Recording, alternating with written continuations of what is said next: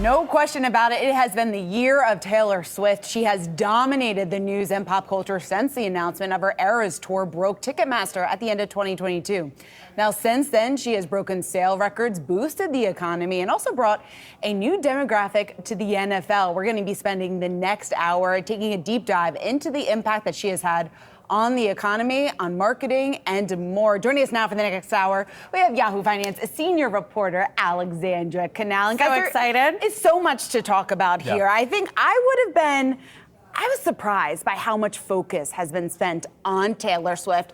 It seems like everyone has been talking about her. Jay Powell, like we just had in our package, even mentioned the impact or didn't dismiss the impact that she has had on the economy. Yeah, you just think about the local economies too, from the flights to the tickets to the merch. I know multiple people that traveled far and wide to go to this concert multiple times. The touch points that she has is just remarkable, and it seems like you can't really replicate it. This is the pop star of our generation, and we think about the summer, the girl summer that we had, not just with the Eras tour, but also Beyonce's Renaissance tour, the Barbie movie. That helped boost GDP in the third quarter. In fact, Fortune estimates that the tour could generate $4.6 billion in U.S. consumer spending. And that's just the Eras tour alone. And it comes at this perfect time where people want to get out there. The pandemic, people are at home. Now live events is where it's at. And in this era, no pun intended, of inflation, consumers supposedly pulling back on their spending,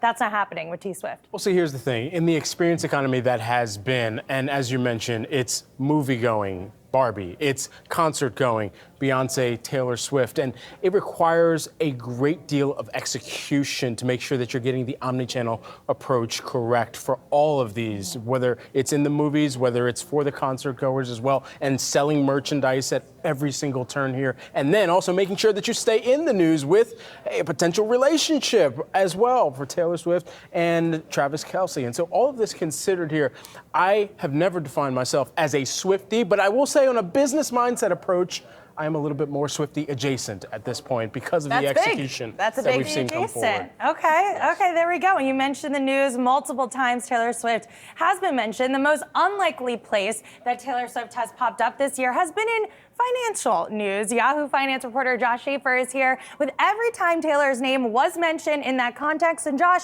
I know you're a big Swiftie. You volunteered yourself for this segment. So give us a breakdown.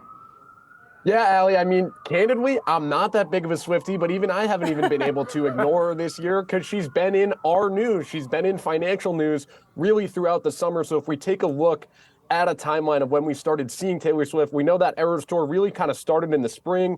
So then it trickles into economic data into the summer. She was mentioned in the Fed Beige Book. Moody's called out Taylor Swift. There was a question to Fed Chair Jerome Powell about the Taylor Swift impact, and then Morgan Stanley highlighting at the end of the summer that the end of the Eras tour is going to mean slower consumption.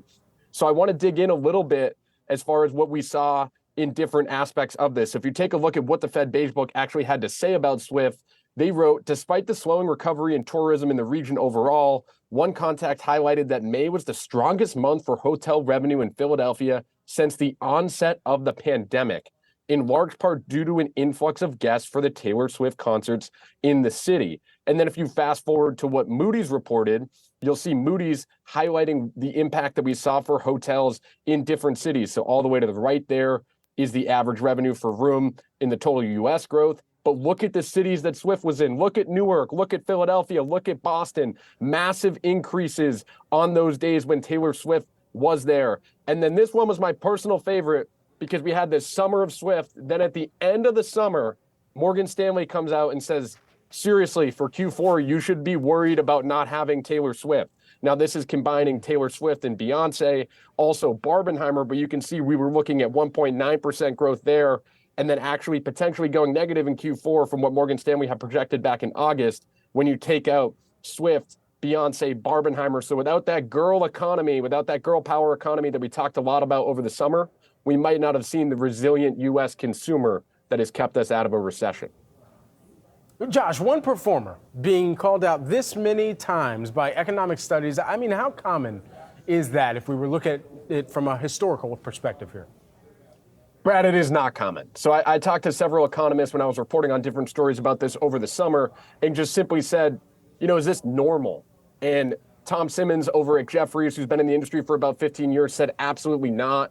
And one thing that we sort of came to a conclusion on is maybe Taylor Swift is our way of understanding the resilient consumer in the U.S. economy and what the story was over the summer. When we think about what the economic story has been for the U.S., it has been people willing to spend on services, willing to spend on experiences, and willing to spend up on once-in-a-lifetime experiences. And it seems like that's what Taylor Swift got at with this Eras Tour. She was the perfect epitome of people being willing to spend on a once-in-a-lifetime opportunity to see all these eras come together, to trade the friendship bracelets, to really have a moment and a concert that we haven't seen before.